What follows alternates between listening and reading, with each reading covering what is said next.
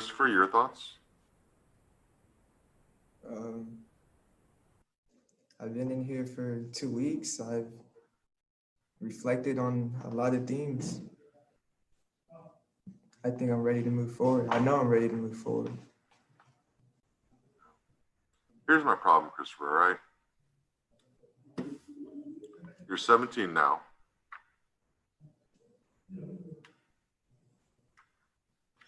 You understand what happens next time if you're arrested?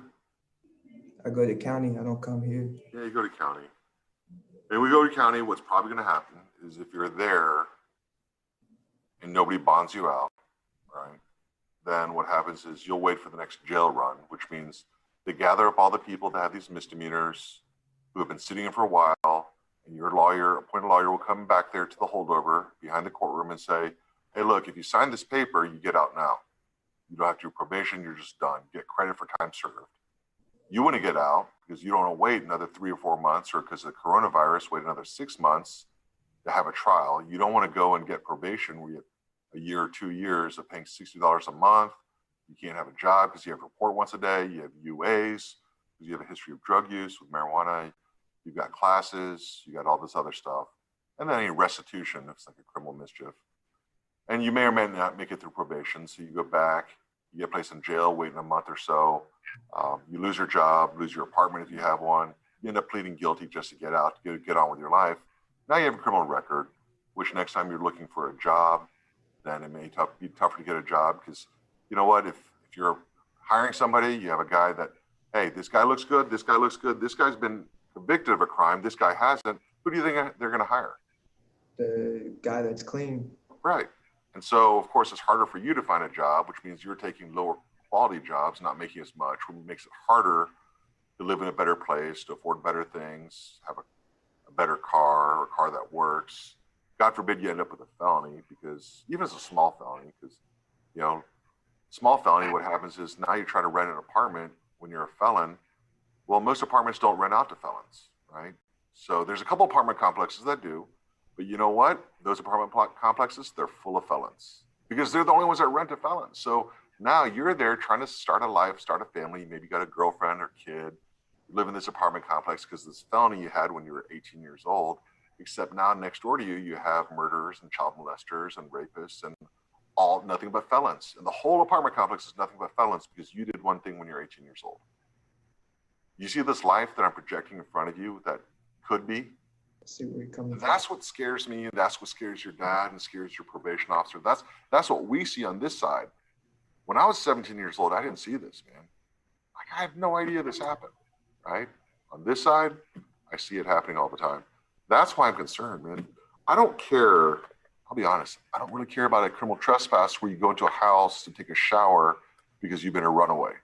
That doesn't keep me up at night. What keeps me up at night is, for some reason, Christopher Childs thought it was okay to run away from home, go back, run away from home again, then think, rather than just going home to a dad who loves me, to think, I'm going to break into somebody's house. Because that's a better decision than just swallowing my pride and telling my dad, Dad, I'm sorry, I love you, but I'm back. Can I come back home? Because you could have made that choice. You had a good choice and a bad choice, and you picked the bad choice, right? See where I'm going with this?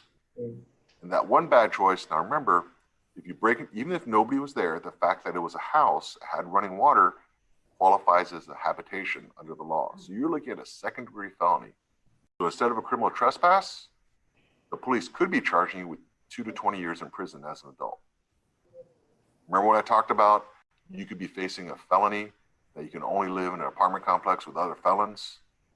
This is the kind of thing that could make you a felon. Even though all you wanted was a shower, by the law in Texas, this could have made you a felon. See where I'm going with this? Yes, sir. All right. Good decisions come from experience. Experience comes from bad decisions. All right. So at this point, I don't think you're a danger to yourself. I don't think you're a danger to the community.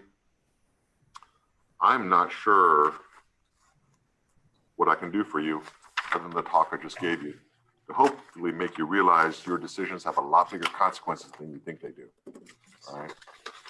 My best piece of advice for you, Mr. Childs, a lot of people in this world have given up on you along the way. Okay? I know you've had a tough life, but there's one person who will stand by you thick and thin and will always be there for you no matter what. No matter what good decisions you make, no matter what bad decisions you make, he'll be there. He's right there behind those letters that say parents courtroom. Okay? Don't forget that.